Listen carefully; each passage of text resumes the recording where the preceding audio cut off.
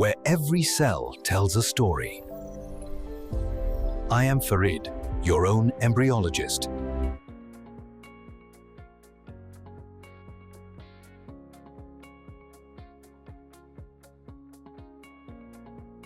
तो बेसिकली हम लोग समझते हैं ये काउंट कैसे किया जाता है।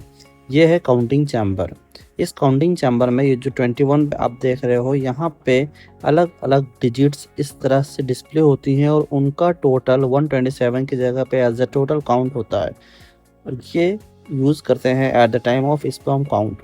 मतलब आपने जब मैकलर्स चैम्बर देखा तो मैकलर्स चैम्बर के आपने 10 ग्रिड्स और 20 ग्रिड्स को काउंट करा, इस पे पुश करा, पुश करने से नंबर चेंज हुआ उस लाइक दिस 22, 23, 24 और फिर इसका कलेक्टिव आपने टोटल में देखा जी कितना टोटल काउंट आ रहा है यहाँ पे।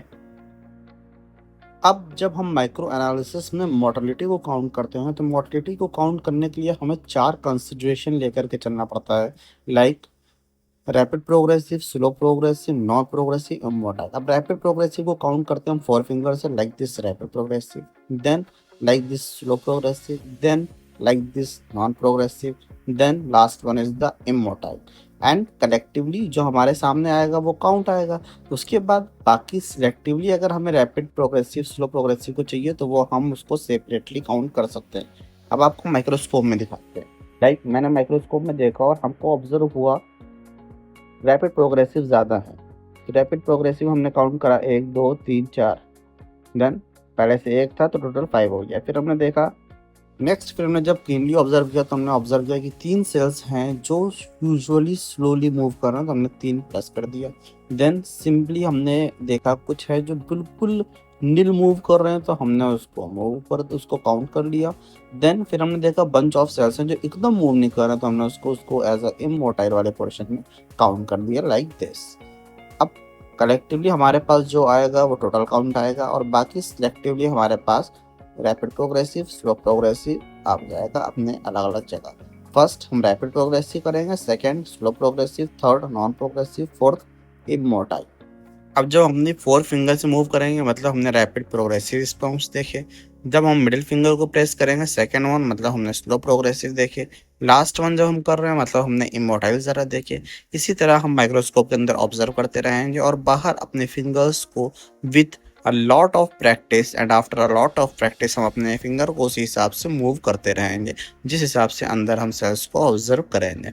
देन आफ्टर हमारा जो टोटल काउंट होगा, जो टोटल नंबर्स होगा वो हमारा एज अ काउंट रिपोर्ट किया जाएगा, जो कि स्पर्म काउंट की तरह रिपोर्ट किया जाएगा। और फिर हम फर्स्ट, सेकंड और थर्ड मतलब रैपिड प्रोग्रेसिव, स्लो प्रोग्रेसिव और नॉन प्रोग्रेसिव को मिला करके टोटल प्रोग्रेसिव रिपोर्ट करेंगे। मतलब rapid progressive, slow progressive, non progressive, total progressive और सेपरेटली इमोटाइल जो कि लास्ट में। नाउ लेट अस कंसीडर आपने सारा काउंट करके टोटल में रिपोर्ट कर दिया और ये जो टोटल है ये आपका काउंट है। ये slow progressive, rapid progressive, non progressive, immotile को कॉम्बिनेशन आपका टोटल काउंट आ गया।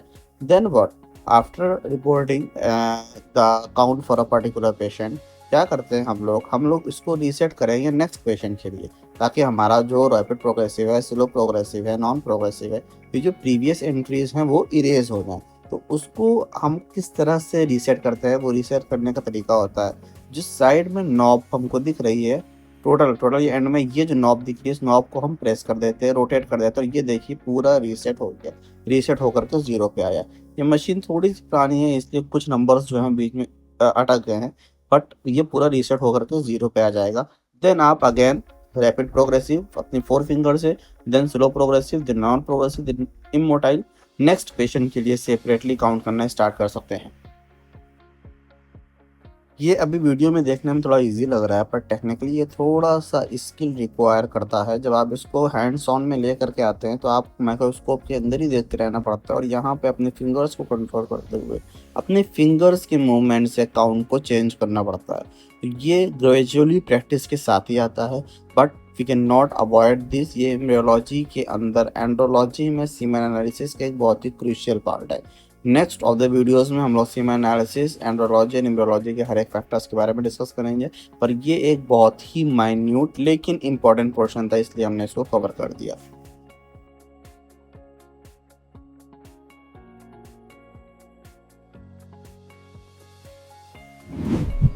If you found this video helpful, don't forget to like, share, and subscribe to Embryologist Farid.